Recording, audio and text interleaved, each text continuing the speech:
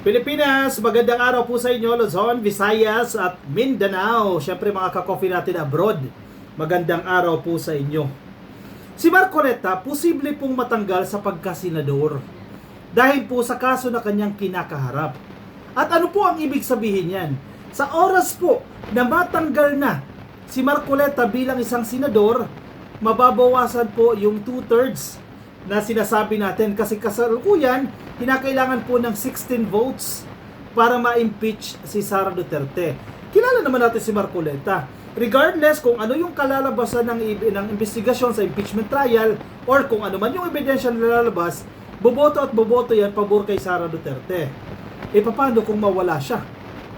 Matanggal siya sa pagkasenador. Ibig sabihin, kung matatanggal siya, kasi ang ini-insist naman talaga ng karamihan, no? Even si Chis Escudero, naninindigan siya na 2/3 of all members. Regardless kung pumapasok yan, gaya ni Bato de la Rosa, regardless kung nakakulong yan, gaya ni Jingo Estrada at ni Marcoleta, they are still considered members of the Senate. Okay, yan po yung kasalukuyang argument, ha? Pero questionable din po yan. Marami rin pong sumusubok na questionin po yan, no? Ang tanong, paano kung matanggal na si Marcoleta? Di ba? Ibig sabihin, magiging 23 na lang po yung miyembro ng Senado. Kunin mo yung 2/3 niyan, that is 15.84. Ibig sabihin, 15 na lang. Kasi wala naman kalahating tao, no? Hindi mo naman i-round off yan to the nearest tens, no? Or magiging 16 yan. Kasi 16 ngayon kasalukuyan, nabuwasan yung isa. So, malaki po yung probability na magiging 15 na lang po ang kinakailangan para ma-convict si Sara Duterte. I hope nagigets po ninyo yung aking punto. Sa madaling sabi, lalaki po yung chance na matatanggal po si Marcoleta or mai-impeach si Sara Duterte once na matanggal na si Marcoleta sa pagka-senador. Okay. Ano ba yung chance na matatanggal siya sa pagka-senador? Yun yung ating pag-usapan. Nabasa ko kasi ito kanina ka-coffee, no? Ito.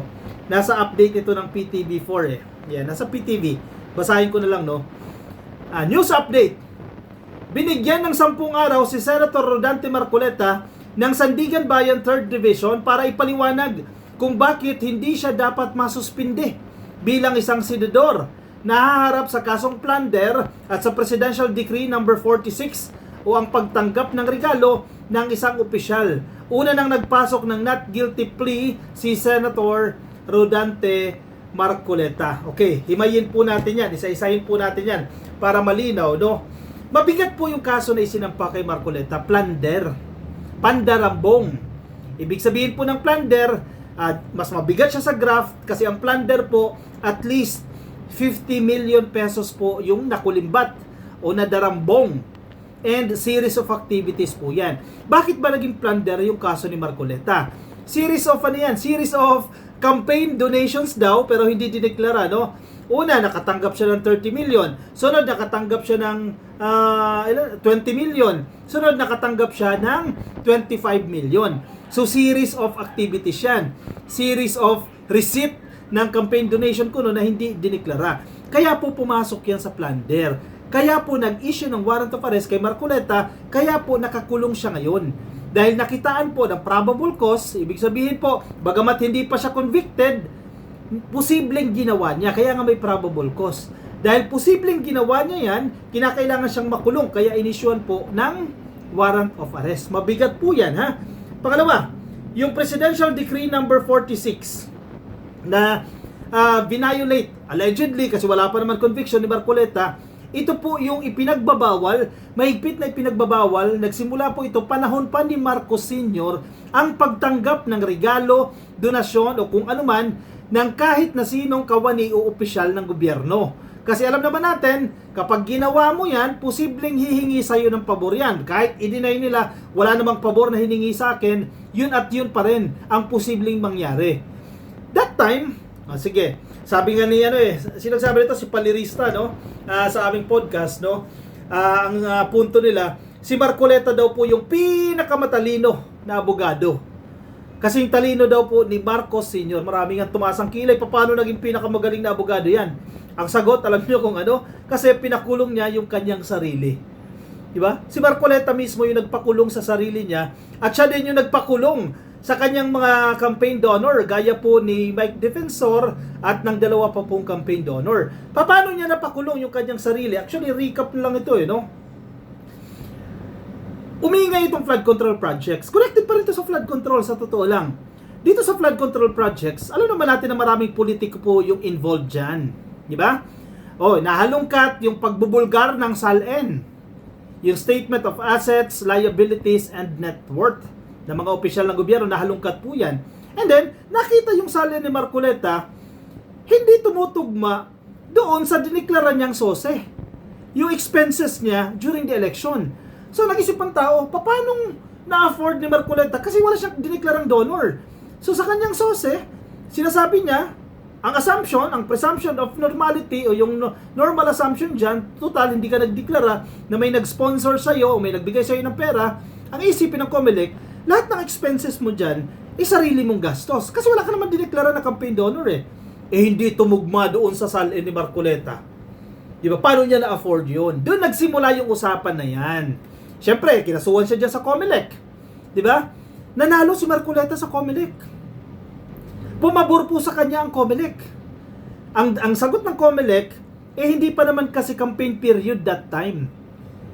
Kasi yung sagot nila Marcoleta, syempre, pagpapaliwanagin sila. Ang pinaliwanag nila Marcoleta dyan, yung pera na yan, yung donasyon na yan, and hindi sila pwede magkaila na talaga may donasyon kasi binayaran mismo nila Mike Defensor yung donation tax.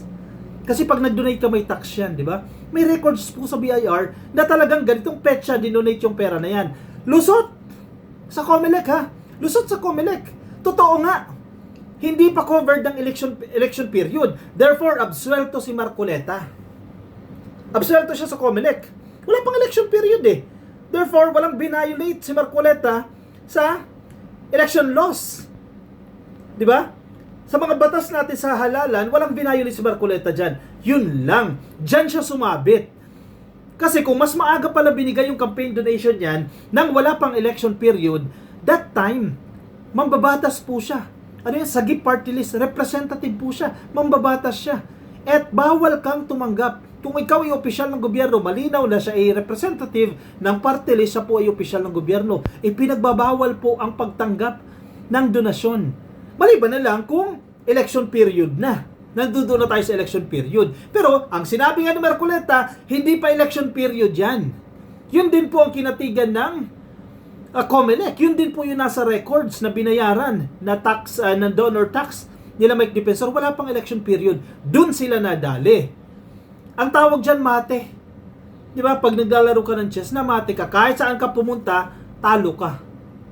Pero, ang mali ni Marcoleta dyan, doon siya napunta sa mas mabigat na parusa. Diba? Mas mabigat yun. Kung violation ng election laws lang yan, posible siyang matanggal lang sa pagkasenador. Hindi siya nakakulong. Okay na yun, diba? Natanggal ka lang sa pagkasenador after 6 years. Ilang taon na lang 3 years na lang Pwede ka na lang ulit tumakbo. Magkakaroon ka ulit ng chance na maging senador. Ang problema ngayon, mas mabigat yung kinapuntahan niya. Plunder, pandarambong. Walang piyansa, nakakulong siya. Paano kung ma-convict pa siya habang buhay na pagkakakulong na yan? Reclusion perpetua. Talo siya, di ba? Kahit saan siya pumunta, lugi si Marcoleta. Paano ngayon? 10 days pinagpapaliwanag siya. Explain mo yung sarili mo, sabi ng Sandigan Bayan 3rd Division. Bakit hindi ka dapat matanggap sa pagkasenador? Kasi nag-express nga siya ng intent Teka. Gusto niya bumoto pa rin pabor daw kay Sara. Paano ka bumoto sa impeachment trial hindi mo nga naririnig yung presentation ng witnesses, yung presentation of evidence? Wait lang, hanapin ko Gusto niya pa rin bumoto kahit nakakulong siya. Ito. Paano yun? Di ba dapat kung ikaw ay judge, kung ikaw ay senator judge, dapat impartial ka. So, paano ka magiging impartial o magiging patas kung hindi mo nga naririnig yung both sides and then bumoto ka agad pabor kay Sara Duterte? Di ba? Common sense. Ibig sabihin, hindi ka bumoto dahil narinig mo yung ebidensya, na bumoto ka dahil yung loyalty mo sa mga Duterte. Kalukuhan. Headline ng GMA News Online, Marcoleta asks Senate impeachment court to count his vote in Duterte trial. Bilangin daw po yung kanyang boto sa trial. Hindi ka nga nakaka-attend ng hearing, paano ka boboto? Kung ganyan pala, hindi pwede rin palang bilangin yung boto ni Bato de la Rosa kahit hindi siya nagpapakita. Kung ganun lang din pala, pwede rin pala yung kay Jingo Estrada bilangin din. Detained Senator Rodante Marcoleta has asked the Senate Impeachment Court to consider his vote in the impeachment trial of Vice President Sara Duterte. Senate Impeachment Court Presiding Officer Francis Chis Escudero confirmed the receipt of a letter from Marcoleta requesting the court to include his vote in Duterte's trial. Kalokohan. May survey recently, yung Okta Research, ang sinasabi doon sa Okta Research is 71%, 71% ng mga Pilipino ang nagsasabi na dapat ang mga senator judges natin, they will decide based on the presented evidence, based on the merit of the case, hindi dahil politika. Hindi dahil kaalyado ang mga Duterte, hindi dahil loyal ka kay Digong, boboto ka pabor kay Sara Duterte. Ang sabi ng taong bayan, base sa survey na yan, non-commission po ito, no? Wala pong nag-commission na politiko, 7 out of 10 o 71%. Bumoto kayo, magdesisyon kayo sa impeachment case, alinsunod doon sa mga ipresentang ebidensya. Tingnan niyo yung merit na ipresenta. Hindi dahil bet ko si Sara, hindi dahil kaaway ko si Sara, boboto ako against or favorable doon sa ini-impeach na opisyal, in this case si Sara Duterte. Kalokohan, di ba? O siya, ikaw, anong take mo? I-komento po ang inyong opinion, reaction dyan sa comment section para mabasa po ng iba nating mga ka-coffee. Nasa Facebook, please like and follow, YouTube subscribe, TikTok subscribe. I'll see you in the next video. Paalam po sa inyo. Bye-bye.